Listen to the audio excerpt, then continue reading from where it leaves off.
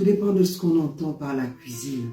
Tout dépend de ce qu'on entend par cuisine. Si par cuisine, on entend la pièce dans la maison où on range les casseroles, où se trouve le frigidaire, où on fait les petits plats, c'est très bien.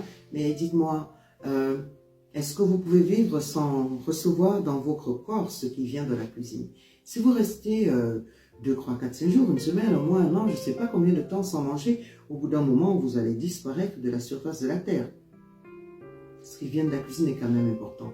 Maintenant, si on comprend la cuisine comme étant le lieu où se conçoit ce qui nous maintient en vie, là, la cuisine prend une toute autre dimension. Ce qui nous maintient en vie, ce n'est pas seulement ce que nous mettons dans notre corps, au niveau de l'alimentation. Ce qui nous maintient en vie, c'est aussi ce que nous mettons dans notre esprit.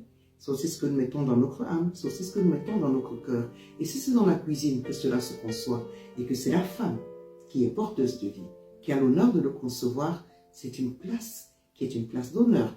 Et comme je le disais tout à l'heure, la puissance spirituelle de la féminité veut que la femme, au-delà des rôles que peuvent lui confier la société, au-delà de l'opinion que la société peut avoir sur les différents rôles qu'elle a, c'est qu'elle puisse exercer ce rôle justement, au-delà de toutes ces limitations, pour que dans la société où nous vivons, ce rôle de porteuse de vie qu'a la femme peut se déployer autant dans la cuisine pour l'alimentaire qu'autant dans la cuisine pour nourrir nos esprits, nos âmes, nos cœurs, notre caractère. Alors elle construit. Et la puissance spirituelle de la féminité veut justement que quels que soient les rôles dans lesquels on nous met, que la puissance féminine que nous avons en nous puisse justement nourrir la vie autour de nous.